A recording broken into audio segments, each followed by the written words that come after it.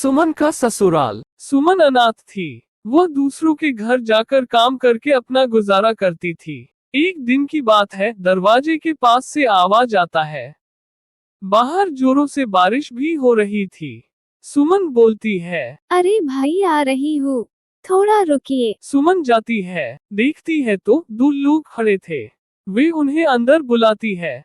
सब अंदर जाते हैं। तब सुमन बोलती है, आप लोग कौन हैं और मेरे घर कैसे आना हुआ?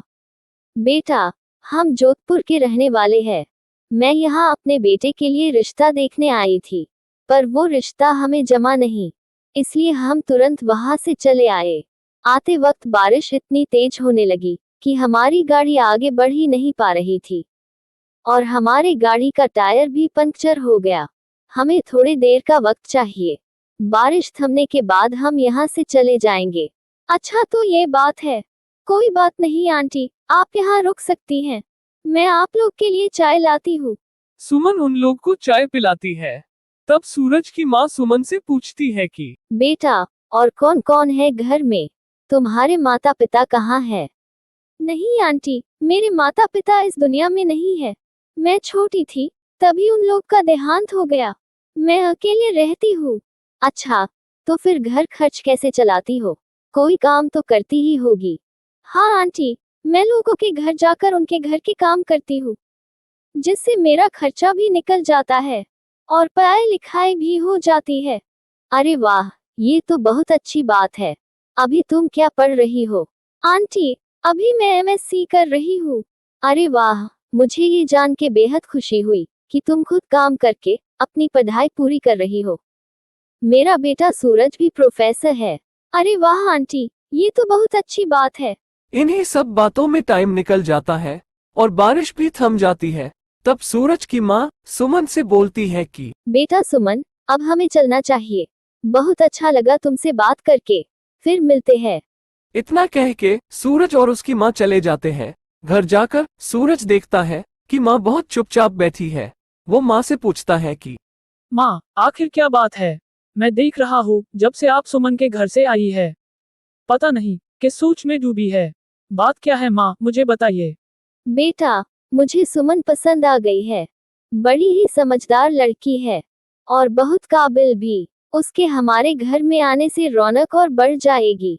पढ़ी लिखी भी है। तुम दोनों की जोड़ी बहुत अच्छी लगेगी। तुम्हारी क्या राय है सूरज? पर माँ, ना ही हमें उसके खानदान का अता पता है और ना ही हम उसे जानते हैं, और वो लोगों के घर काम भी करती है। अगर कोई पूछेगा कि बहू कहाँ की है, घरवाले कैसे है, तो हम क्या जवाब देंगे? बेटा, ये सोच बिल्कुल गलत है। कोई भी काम छोटा बड़ा नहीं होता और हमें तुम्हारी शादी सुमन से करानी है, ना कि उसके खानदान से। भगवान ने तो बस हमें इंसान बनाया है। बाकी ये जात पात, धर्म, ऊंच नीच तो इस समाज ने बनाया है।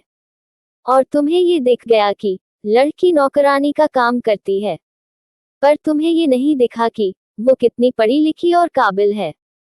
आगे चल के हो सकता है वो भी नौकरी करे। मैंने तो सोच लिया है, कल ही जाके उससे इस बारे में बात करूंगी। आप बिल्कुल सही कह रही हैं माँ। चलिए, मैं भी आपके साथ सुमन से बात करने चलूंगा। अगले दिन दोनों लोग सुमन के घर जाते हैं और आवाज लगाते हैं। सुमन आती है और बोलती है कि अरे आंटी, आप लोग आइए आइए, अचानक आना हुआ, कोई बात है क्या? तीनों घर के अंदर जाते हैं। तब सूरज की माँ बोलती है कि बेटा सुमन, हमें तुमसे जरूरी बात करनी थी। हाँ आंटी, बोले क्या बात है? मैं यहाँ अपने सूरज का रिश्ता लेके आई हूँ। तुम हम दोनों को बहुत पसंद हो। तुम चिंता मत करना कि शादी के बाद तुम पढ़ नहीं पाओगी। हम चाहते हैं कि तुम आगे की पढ़ाई हमारी बहू बन के करो। हमारे लिए ये तो बहुत गर्व की बात होगी कि हमारी बहू आगे बढ़े, अपने पैरों पे खड़ी हो जाए। लेकिन कोई दबाव नहीं है बेटा। अगर तुम नहीं चाहती तो कोई बात नहीं। आंटी, बुरा मत मानिएगा, पर मुझे थोड़ा सोचने का टाइम दीजिए। मेरे माता पिता भी नहीं है, इसलिए मुझे सोच समझ कर फैसला लेना होगा। मैं आपको अगले सोमवार को बताती हूँ।